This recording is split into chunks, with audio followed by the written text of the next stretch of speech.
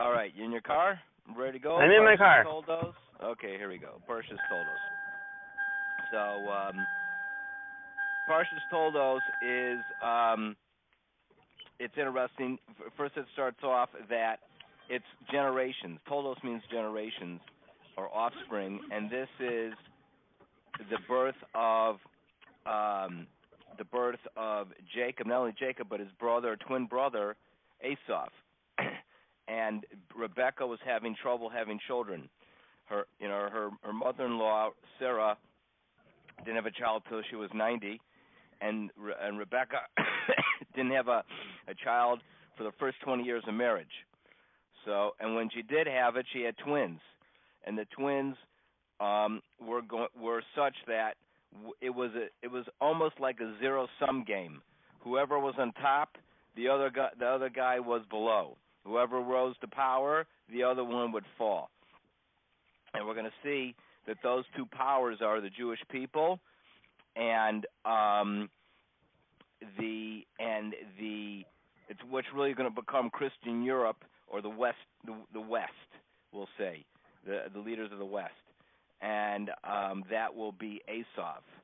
And there's Ishmael. Ishmael's more like the Islam faction in the world, the Islam factor, and Esau is more like the Christian Western powers. That's how it divides up in a very rough way, and so they have these two sons, and they grow up, and you really can't see too much of a difference between the two of them when they're growing up until they're about 15 years old. Jacob was he was learning Torah, and Esau was a man of the fields. But they would behave somewhat similarly, and Esau always had honored his father and his mother. And even to this day, we see that Esau honors his parents. That there is something to that, and he's kept that character trait. And Abraham dies when they're 15 years old, and Jacob and Esau comes in, and he spent a day. He killed Nimrod, which was a leader of that of a previous generation. He committed adultery that day, murder that day. He worshipped idols that day. He gave up everything because he saw his grandfather Abraham die. He says, "Well, such a righteous person can die. What hope is there for me? Because I can't live on Abraham's level." And Jacob said, "Well, sell me the birthright." You see, when they were born together, Jacob was conceived first, but Esau was born first, because it was like first in, last out. So Jacob was the first fertilized seed in the uterus, but then Esau came. Then Esau came out first, so he was the firstborn, and then Jacob came out. And Jacob said, "Well, you got the birthright. I want that birthright." The birthright was more of a spiritual gift than anything and Jacob wanted it, and Esau couldn't care less about it. So Esau sold him for for a pot of stew. That's all. For a pot of lentils, because it was a mourning. They were in mourning over Abraham dying, and that's what you make. You make a pot of lentils. Lentils are round. There's no opening, and that's what we say. We have no opening. Our mouths don't open when there's a death. We are completely silent and humble. We don't say anything. We just accept it, and that is why we cook stew. Anyway, so he sells them. He sells the birthright, and then there's a famine in the land. I don't know where Esau and Jacob go, but we see that Isaac goes down with Sarah into the land. He goes into the land of Avimelech, a different Avimelech probably. Avimelech is more of a royal title, and he's in the Philistine land, and he has they take his wife again. He says she's my sister because he knows if he says she's my wife, they'll kill him. and and then they find out later that he is actually the husband, and they allow him to live there, and he eventually digs wells. He uncovers all the wells that his father Abraham built. You still there? Did I lose you? Let's hold.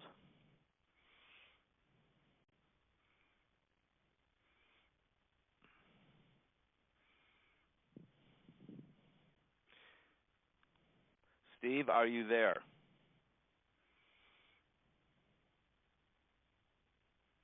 We have to abort this recording and do it again. Well, recording, so I'll just continue doing it. Okay, you may join, you may not. Then we see that they allow him to live in the land. He becomes very wealthy, and then he tries to open up his father's wells that were covered up, and those wells really are wells of Torah. Steve, you back on? I mean, the phone disconnected. Yeah, but I'm back. Right. So we just see that Isaac continues basically in the footsteps of his father, uncovering the wells that his father built in this land of the Philistines. Which wells mean also teaching Torah. Wells, water from the ground, from the earth. That is also an allusion to Torah. He's teaching Torah like his father Abraham did.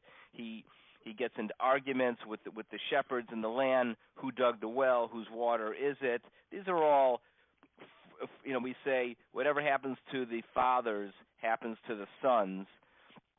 Maisa Avos Siman Banim. Whatever happens to the fathers. So we see that there's deep symbolism going on here.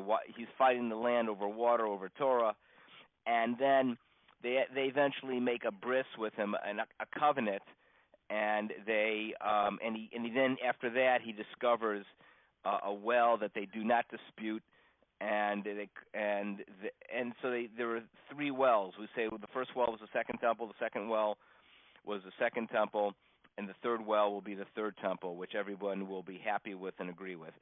That's the illusion. I'm not going to go much deeper into it. I really want to get on to the so-called stealing of the blessing. We now Isaac is getting old, and he feels he needs to give the blessings to his son, and to carry on the family tradition.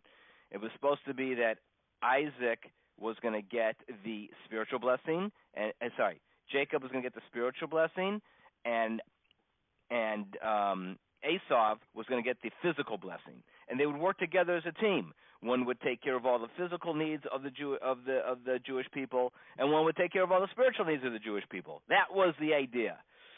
And so Rebecca overheard her husband Isaac saying to their son Esau, "Go out to the field, capture what I like to eat, cook it for me like you know, and serve it to me, and I'll be on a real high from that, and I'm going to give you a big blessing that I've always wanted to give you, because my days are drawing to a close." Rebecca hears that and quickly tells Jacob. She knows that Esau is a no-good-nick. She tells Jacob, "Quick, you're going to have to go in and get the blessing. You're going to pretend that you're Esau." And Jacob's the man of truth. He goes, he's never lied in his life. He goes, how can I be my brother?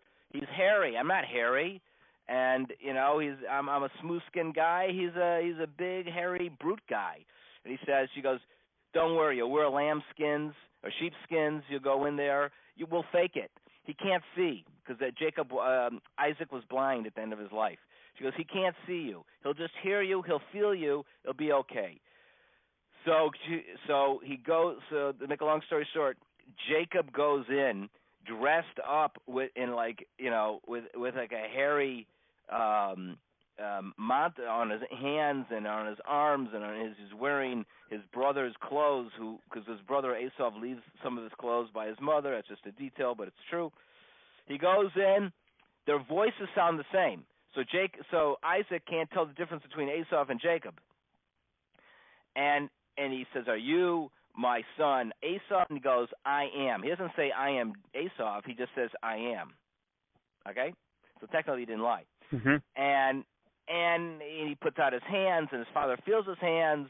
He says, gee, you know, you got the hands of Esau, but you got the voice of Jacob.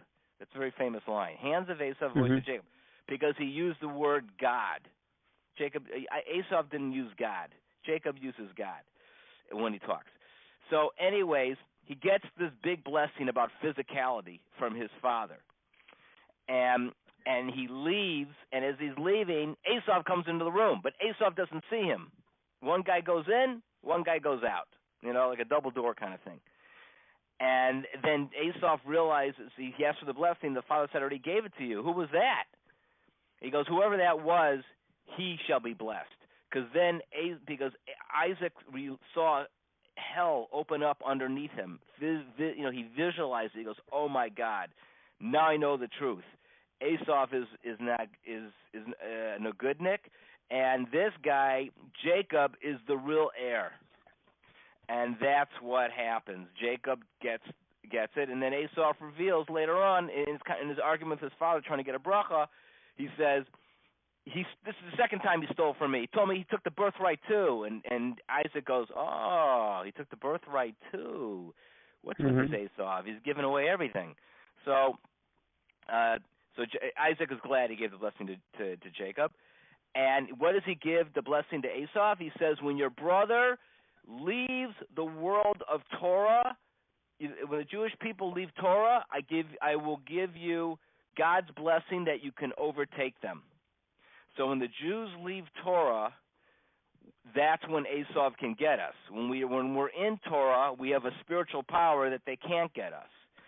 And that is a power that goes down through the ages. And Esau hated Jacob to this day because he stole the blessings. It's like in their DNA that they don't like us, hate us, the word is used, because we stole the blessing that was rightly ours. That's what you do. The blessing should have been yours. You had to get it somehow, and they hate you for that. They hate you for something that should have been yours anyways. But that's our situation. That's life. That's life. So Esau, so Jacob, his mother tells him, you better run away from here. Esau's going to try to kill you, because Rebecca she knew through prophecy that Esau wanted to kill. Esau said it to himself, I'm going to kill, when my father Isaac dies the same day, I'm going to kill Yaakov. And Rebecca heard that through a prophecy, and she told her son, go run to my brother Lavan, who's a real sneak, and we'll see more about him next week. Go to Lavan and go get a wife from Lavan, my brother, because they're better people over there. Even though Lavan was a sneaky guy, the people were good people out there, and the daughters of Lavan were virtuous. They're Rachel and Leah. We'll talk about them next week. Anyways, so he runs away. And Esau hears that his mother sent his brother away, and he didn't like the wives of the land of Canaan where they lived.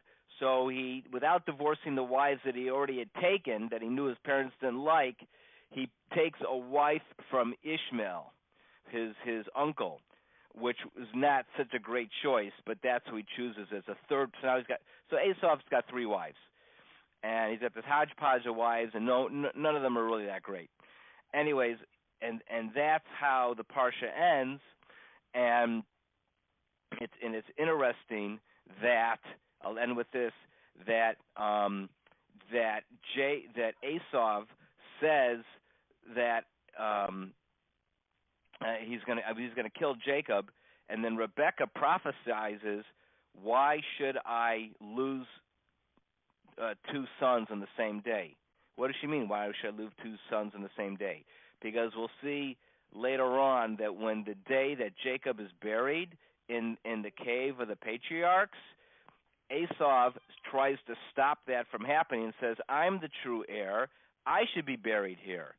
And a fight ensues, and one of Jacob's sons is deaf. His name is Dan. And he sees the brothers fighting, He can't hear what the argument's about, but he sees his uncle Esau is stopping the funeral, so he takes a sword and he chops Esau's head off. And the Esau's head rolls into the place of the burial. And we say Esau's head is also buried there. Esau wanted to think like a Jew, but his body couldn't be Jewish. He just won't do the mitzvahs. He won't learn Torah. So that's why we see, and my last point, Christianity spouts very Jewish ideas, but in the end, they're not doing mitzvahs. They'll talk one way, but they'll do something different. Jews, we got to walk our talk. We got to talk about God, and we got to do mitzvahs. So that was pretty compressed learning. Yeah.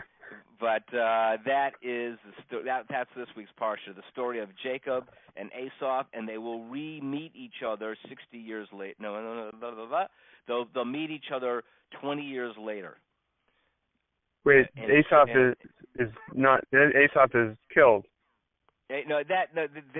When that happens, that's at the end of both of their lives. Both of them. Yeah. That's over. Believe me, that in this point of the story, that's like 60 to 100 years from now. Okay. But in 20 years from when Jacob ran away from Esau, they're going to have an encounter. They're going to have they're going to have a showdown with each other. And we'll get there. We're not there yet. Okay. Sorry to give you so much Torah. Esau's children, who became Esau's children? Were what people did they become? Esau's children basically became, for the most part, Christian Europe. You can think of that as Esau's children. But it also has other manifestations out there. But that's how Christian Europe. Christian South America, Christian United States, Canada, that's Esau. Leaders of the West, sometimes against the Jews. Got it. Okay, that's very good. This week. All right, take care. Thank you. All right, bye. Good Shabbos. Bye.